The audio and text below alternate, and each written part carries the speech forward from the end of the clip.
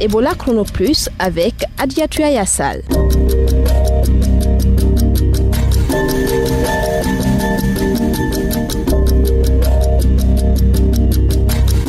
Vous écoutez Ebola Chrono Plus, bienvenue. Le diabète, un problème de santé publique en Guinée, on en parle dans cette émission. Dialogue communautaire à Boké, les habitants de Katongoro demandent la construction de postes de santé. L'invité du jour, Dr David Oueto, chercheur béninois, nous parlera de ce qu'il faut pour améliorer le domaine de la santé.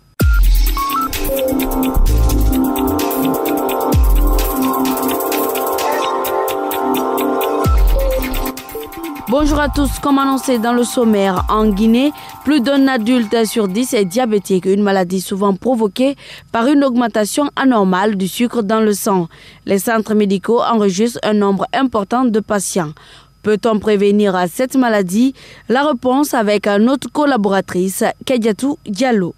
Le sucre est une substance importante pour le fonctionnement du corps humain. Son utilisation abusive entraîne le diabète. C'est une maladie qui se traduit par une élévation anormale du taux de sucre dans le sang. Les spécialistes parlent de glycémie. L'excès de poids chez certaines personnes et le manque d'exercice physique sont des facteurs de risque. Dr Mamadou Diallo dit ce qu'il faut faire pour éviter cette maladie. Quelqu'un qui n'est pas diabétique, il doit éviter trop de sucreries, il doit éviter la sédentarité, c'est-à-dire il va faire l'activité physique et se faire dépister chaque fois, contrôler sa glycémie à chaque fois. Avoir un parent diabétique augmente le risque de contraction du diabète, a dit ce diabétologue. D'après les études, surtout les diabétiques de type 2, quand on a un parent atteint de diabète, il n'est pas dit forcément que le fils va avoir le diabète, mais il est prédisposé à faire le diabète. En Guinée, le diabète est devenu un problème de santé publique à cause de la proportion que prend la maladie. Dr Mamadou Diallo. C'est devenu inquiétant en ce moment. Il y a trop de découvertes de diabète. Même à ce moment-là, je viens de recevoir beaucoup de diabétiques qui ont été découverts aux urgences. Donc ça prend de l'ampleur et ça prend une allure inquiétante pour la Guinée. Pour lutter contre cette maladie, il faut adopter une alimentation saine et équilibrée. Consommer modérément le sucre et les aliments gras. Le sport est aussi un moyen de lutte efficace contre le diabète. C'est un reportage de notre collaboratrice Kadiatou Diallo. Le paludisme, aussi appelé malaria, est l'une des maladies qui tue le plus dans le monde. En 2013, la Guinée a atteint un taux de prévalence du paludisme de 44%. Comment prévenir cette maladie? Élément de réponse dans ce reportage de notre collaboratrice Salematou Diallo. Le paludisme est une maladie transmise par le moustique femelle, appelée anophèle. Pour lutter contre cette maladie, le Programme national de lutte contre le paludisme, PNLP, en collaboration avec le projet Stop Palu, a adopté un plan stratégique. Pour Dr Kamano, coordinateur du Stop Palu, la solution la plus sûre, c'est dormir sous une moustiquaire. Les moyens de prévention préconisés par les spécialistes, c'est l'utilisation des moustiquaires imprégnés. D'abord, la moustiquaire, c'est une barrière mécanique. Donc, ça entraîne une sorte de protection. La moustiquaire à longue durée d'action, il y a un produit chimique dedans. On appelle ce produit un insecticide, c'est-à-dire qui tue les moustiques. Ensuite, les femmes enceintes doivent recevoir ce qu'on appelle le TPI, le traitement préventif intermittent. Même pour les enfants qui sont aussi les couches vulnérables, il y a aujourd'hui un traitement préventif intermittent aussi pour les enfants. Selon Dr Kamano, le défi à relever, c'est de lutter contre la désinformation. C'est juste que maintenant, là, les gens pensent que c'est le lait, ou bien lorsque la pluie tape quelqu'un, connaît le paludisme. Le paludisme, le seul responsable du paludisme, c'est à travers le vecteur qui est le moustique. Les sujets paludiens doivent éviter l'automédication. Dès que vous avez la fièvre, évitez de prendre le paracétamol, évitez d'acheter l'aspirine au bord de la route là. C'est pour faire baisser seulement la fièvre. Aujourd'hui, nous avons disponibilisé les intrants. Avec l'appui du Programme national de lutte contre le paludisme PNLP, le traitement de la maladie est gratuit dans les centres de traitement, rappelle le spécialiste. C'était Salematou Diallo, une de nos collaboratrices, a signalé que selon l'OMS, on dénombre environ 200 millions de cas de paludisme par année et 600 000 personnes en meurent. La conférence ministérielle sur la vaccination en Afrique se tient les 24 et 25 février 2016 à Addis Abeba en Éthiopie. Elle connaîtra la participation des ministres de la Santé, des Finances et d'autres ministres compétents. Objectif, discuter des stratégies à mettre en place pour affronter les plus grands défis liés au vaccin et d'encourager le financement durable des pays partenaires pour la vaccination. La conférence est organisée par le Bureau régional de la Méditerranée orientale et le Bureau régional pour l'Afrique de l'Organisation mondiale de la santé en conjonction avec la Commission de l'Union africaine. Ebola Chrono Plus, Alexis Collier, Ebola Chrono Plus, Gekebi, Asmao Diallo, Ebola Chrono Plus, Forekaria, Ba Mohamed, Ebola Chrono Plus, Dabola, Sidibé Kondé, Ebola Chrono Plus, Konakry, Mohamed Kouma, Ebola Chrono Plus, Seguiri. Suivez toute l'actualité dans votre bulletin d'information. L'Organisation internationale pour les migrations entend doter en infrastructure les localités touchées par Ebola. C'est dans cette logique que cette institution a organisé à Katongoro un dialogue communautaire afin d'identifier des projets à intérêt capital pour les habitants de cette localité. Sidibé Kondé a suivi la rencontre. Voici son reportage.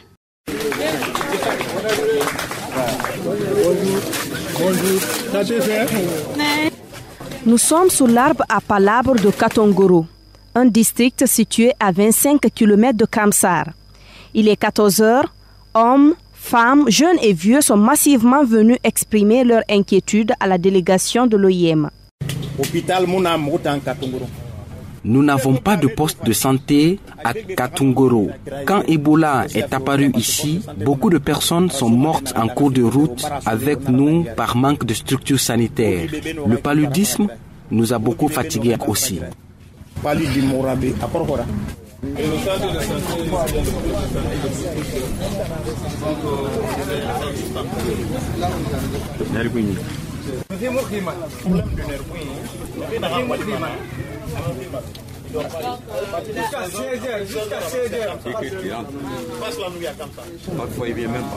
Les besoins sont énormes dans ce district. L'électrification, l'implantation d'un forage et le bitumage de la localité ont été aussi évoqués par la communauté. Mais en fin de compte, deux requêtes ont été retenues. L'imam Kerno Ibrahima Touré. Nous avons choisi deux choses pour Katongoro. La première, le poste de santé.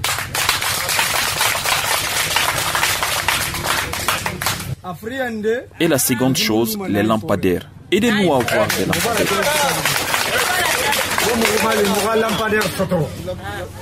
Suite à ces demandes, la réaction du chargé de programme à l'OIM ne s'est pas fait attendre. Michael Assima.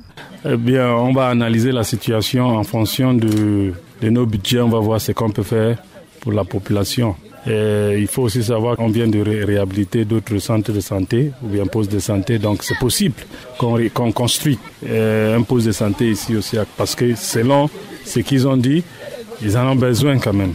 Donc je pense que c'est important de le faire. Avec une population de 3 888 habitants, Katongoro ne possède aucune structure sanitaire jusqu'à maintenant. Le poste de santé le plus proche est situé à 2 km. C'est pourquoi une telle initiative réjouit le chef du district de Katongoro, Ibrahima Bangoura. Je suis vraiment content pour ce qui est prévu dans ma localité. J'ai de l'espoir parce que depuis fort longtemps, nous demandons l'assistance des partenaires pour nous aider à faire avancer la Guinée. Après Katongoro, la délégation de l'OIM s'est rendue à Tamaransi pour connaître les besoins des habitants de ce district fortement touché par Ebola il y a 6 mois. Là, la communauté a aussi demandé la construction d'un poste de santé et d'un collège. Sidibé Kondé, Ebola Chrono Plus, Boki. Pour toutes vos questions sur Ebola ou la santé, appelez-nous au 624 19 78 64. Une petite pause musicale avec Sekouba Kandia Kouyaté. Il nous propose son titre Djigui qui signifie espoir. Écoutez et on se retrouve juste après.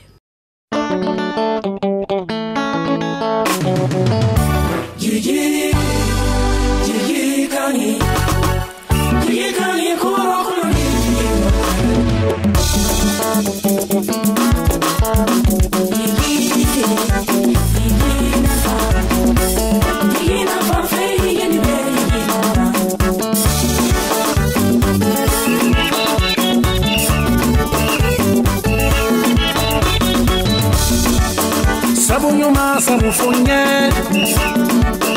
oh oh jiginyonte konta fisili walibi sabufonye jigika yibane jugudi jiginyonte ibawa kantaron jigifonye burlai na ben jigilidi lai madina be denke ajanu mo denke yate musola den na adima den nanila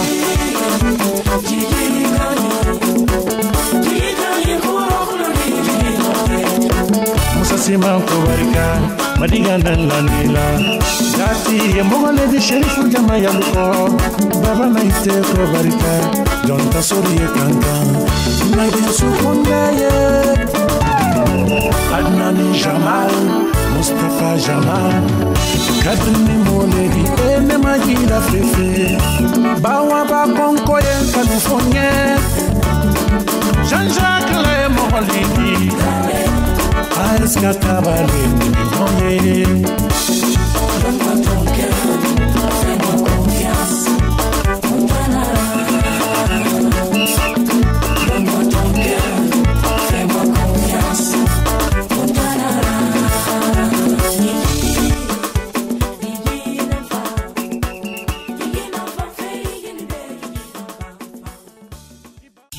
Ebola Chrono Plus, l'invité du jour. Les chercheurs ont aussi leur partition à jouer dans le cadre du processus de surveillance renforcée. Ils s'activent pour mieux développer la recherche autour d'Ebola, mais aussi renforcer les capacités de prise en charge du secteur de la santé. La recherche peut-elle apporter une solution efficace à d'éventuelles épidémies dans le pays et en Afrique? Quelle est la part des communautés dans ce combat? David Oueto, chercheur béninois rencontré à Conakry au plus fort de l'épidémie d'Ebola, répond aux questions d'Afi Wamata. Il ne faut pas que les partenaires viennent et ils vont repartir et rien ne sera plus pour la suite, quoi. Vous voulez un transfert de compétences? C'est ça. Il faut qu'il y ait une collaboration forte pour qu'on autonomise les gens. Et il y a les experts qui sont dans la région soient capables de collaborer et de travailler ensemble. Nous, notre objectif, c'est ça. Et quand on parle des experts, les communautés aussi sont des experts. Et donc, tous, on doit travailler ensemble. Et que ensemble, quand les autres qui nous sont venus nous aider partent, ils vont avoir un gain.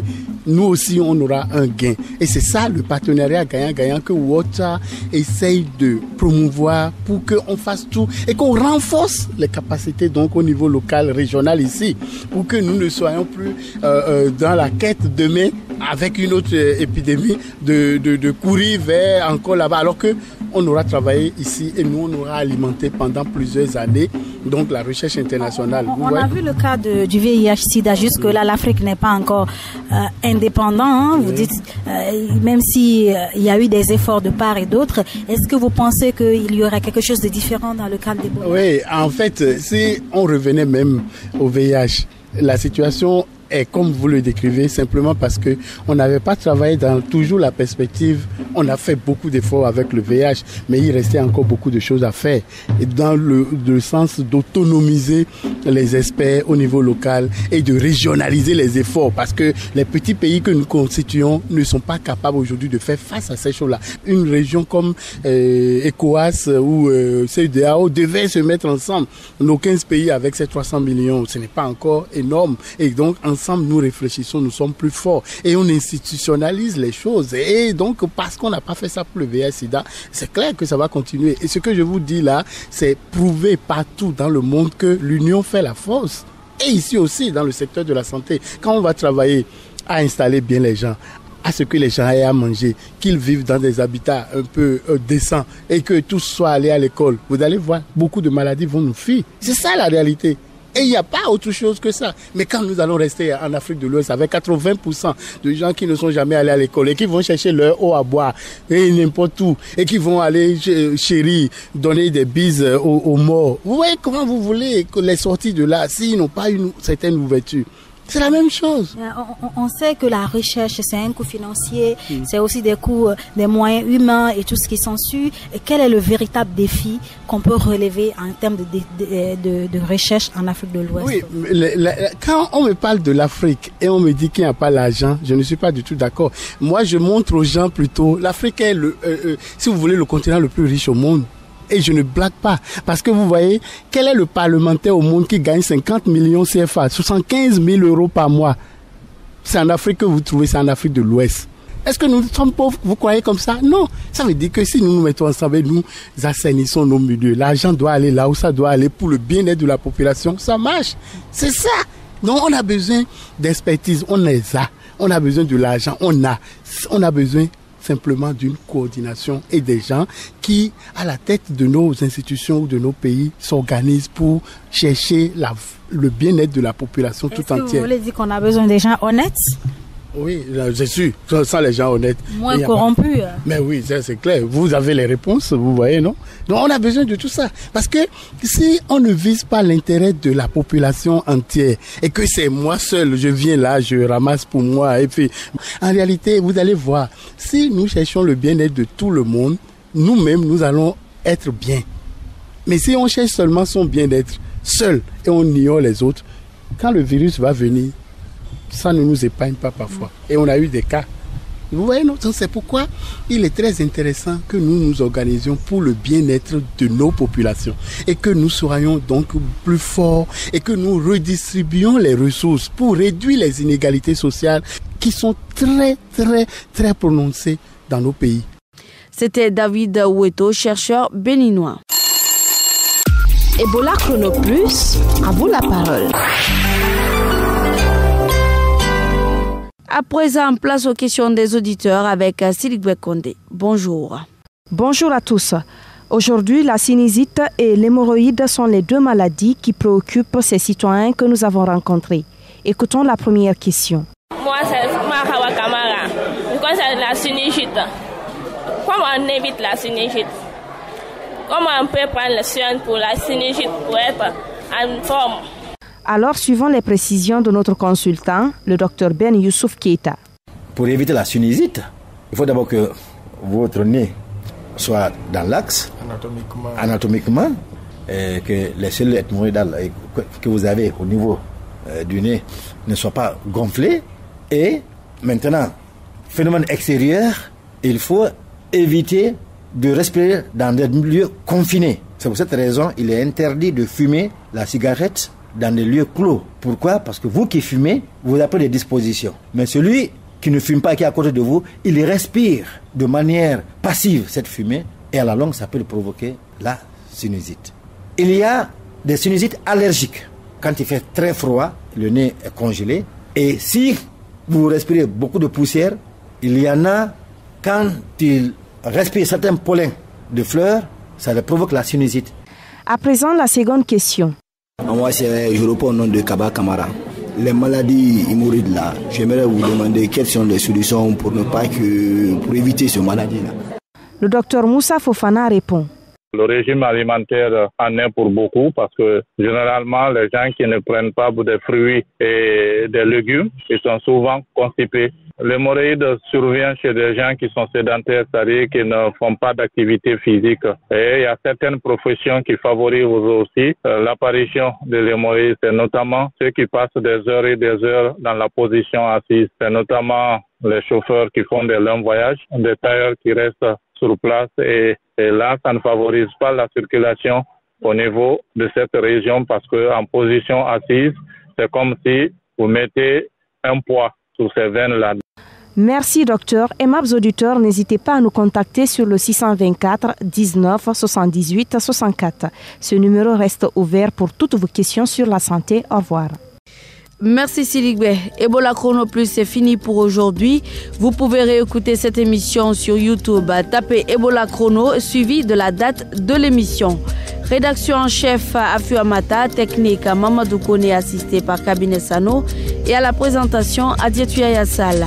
Merci de votre attention et à bientôt pour un nouveau numéro d'Ebola Chrono Plus.